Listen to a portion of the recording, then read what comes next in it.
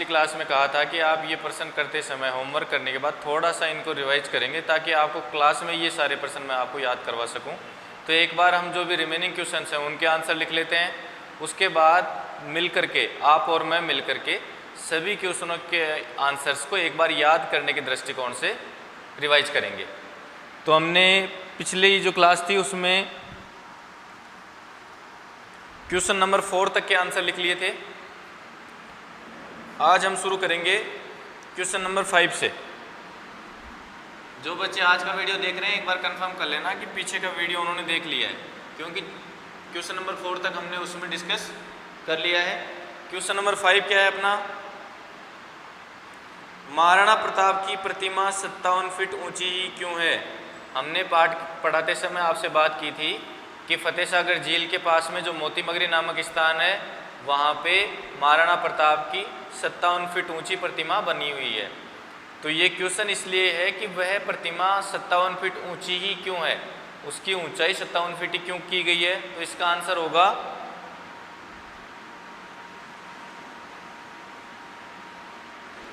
महाराणा प्रताप की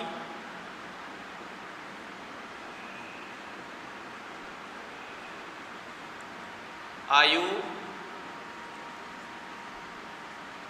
57 वर्ष, यानी कि उनकी जो मृत्यु हो गई थी वो 57 वर्ष की आयु में हो गई थी, इसलिए उसकी याद में इस प्रतिमा की हाइट भी कितनी रखी गई है? 57 फीट।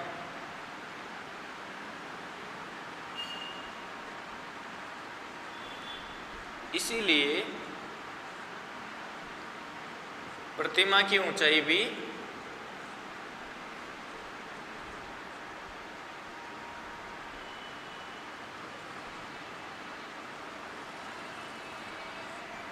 प्रतिमा की ऊंचाई कितनी है? 57 फीट है। ये अपने क्वेश्चन नंबर 5 का आंसर हो गया। अगला क्वेश्चन है क्वेश्चन नंबर 6। शिल्पग्राम में क्या क्या होता है? शिल्पग्राम कहाँ स्थित है? उदयपुर में स्थित है, हमने इस पाठ में पढ़ा। तो ये क्वेश्चन जो पूछना चाह रहा है वो ये कह रहा है कि शिल्पग्राम जो हमने पढ़ा उसमें क्या क्या होता है, एक बार ये आंसर राइट कर लें।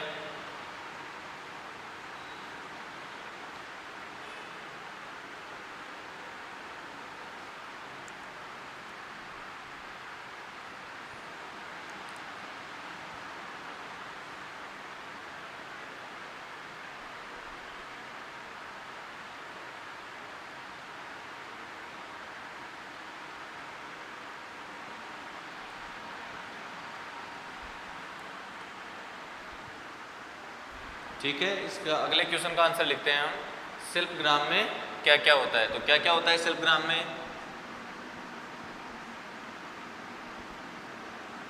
यहाँ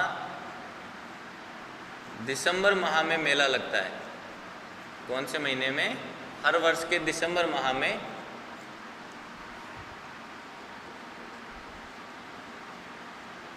मेला लगता है।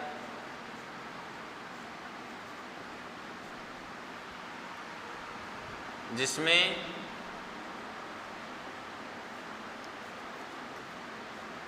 दूर दूर से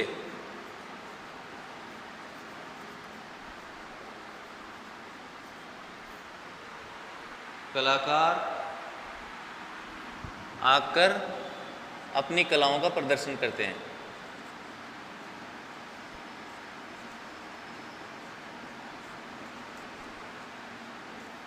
अपनी कलाओं का प्रदर्शन करते हैं।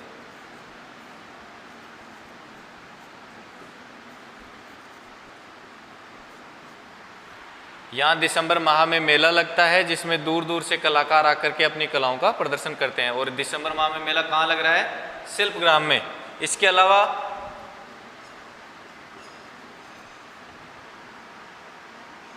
लोक कलाओं के विकास के लिए अनेक कार्यक्रम यहाँ पे आयोजित किए जाते हैं।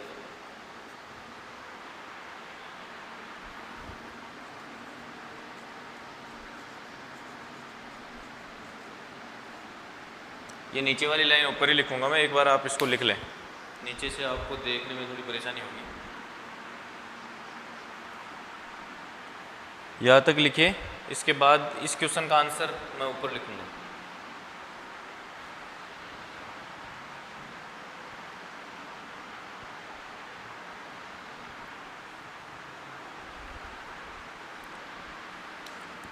लोक कलाओं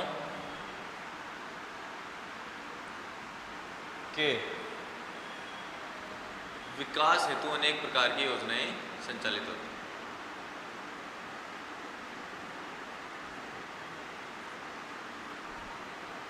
अनेक प्रकार की योजनाएं क्रियान्वित की जाती हैं।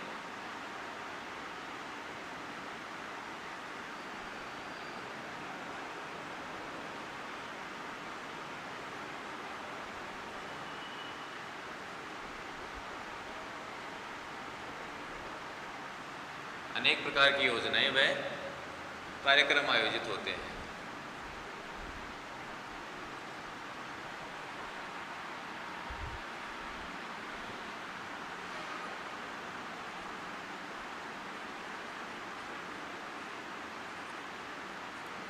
यह है आपके नंबर 6 क्वेश्चन का आंसर हो गया। लिखो फटाफट।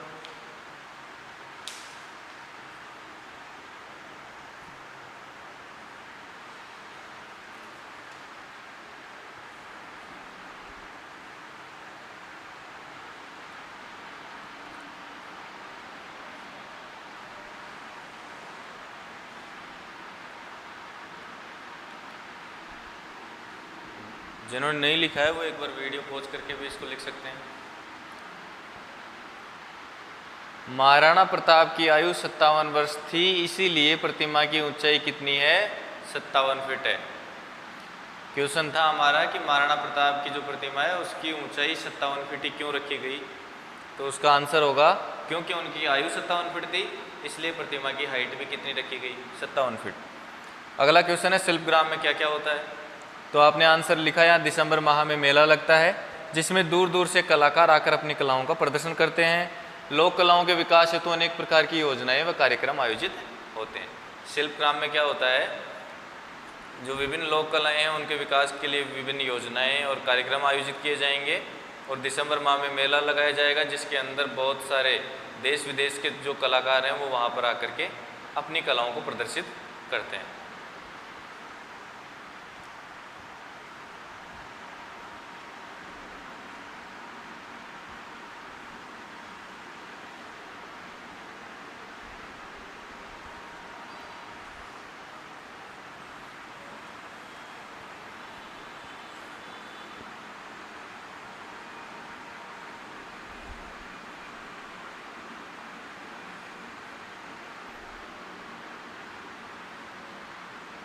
इससे अगला क्वेश्चन है अपना नंबर 7, बच्चों की रेल कौन से भाग में चलती है? पता है सभी बच्चों को? भाई बच्चों की बात तो बच्चों को तो पता होगी। मैंने आपको कहा भी था कि वहाँ पे आप ज़रूर घूमना और रेल में टिकट लेकर के ही बैठना, बिना टिकट मत बैठ जाना। तो वो कौन से बाग में चल रही थी? गुलाब बाग में। और गुलाब बाग कहाँ स्थित है? उदयपुर में। वैसे तो और भी जगह हैं लेकिन अपन जो बात कर रहे हैं वो कर रहे हैं उदयपुर शहर के बारे में। तो उदयपुर शहर के मामले में हम इसका आंसर क्या लिखेंगे? उदयपुर के गुलाब बाग। ठीक है बच्चों, ये अपने इस चैप्टर के सारे क्वेश्चन आंसर हमने कंप्लीट कर लिए। कुछ क्वेश्चन आंसर हमने पिछली क्लास में करे थे और कुछ इस क्लास में कर लिए। अब एक बार इनका रिवीजन करेंगे, तो इसको जल्दी से लिख लो। उसके बाद आप जो अपनी नोटबुक है और पेन है वो नीचे रख दो और मेरी बातों को ध्यान से सुनो।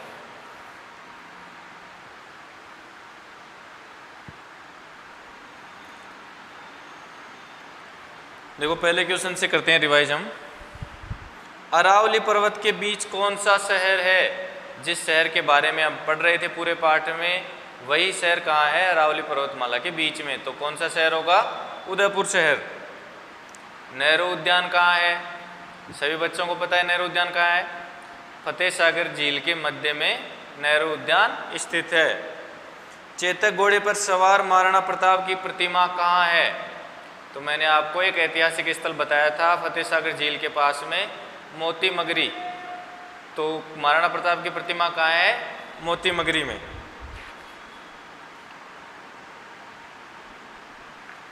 अगला क्वेश्चन है अपना, कोष्टक में दिए गए शब्दों में से उचित शब्द चुन करके रिक्त स्थानों की। इसमें रिवीजन की जरूरत नहीं है, इसको तो आप याद कर लेंगे। सही उत्तर का क्रमाक्षर कोष्टक में लिखें। सेकंड क्वेश्चन है, उसमें देखो राजस्थान का कश्मीर सभी बच्चों को पता है, उदयपुर को, झीलों की नगरी उदयपुर। महाराणा प्रताप के घोड़े का नाम क्या था? चेतक। सौर वेधशाला में क्या होता है? जैसे इसके नाम से पता चल रहा है, सौर वेधशाला यानी कि सूर्य की विभिन्न गतिविधियाँ। विभिन्न गतिविधियाँ का मतलब होता है सूर्य किस तरह से गति कर रहा है या नहीं कर रहा है, सूर्य से तापमान किस तरह से बाहर निकल रहा है, इन छोटी छोटी चीज़ों के बारे में कहाँ अध्ययन किया जाता है? सौर वेधशाला में। मोती मगरी परिसर में किन किन की प्रतिमाएं हैं? मोती मगरी परिसर में महाराणा प्रताप की प्रतिमा है, चेतक घोड़े पे बैठी हुई। उसके अलावा और कौन कौन सी प्रतिमाएं बताइए?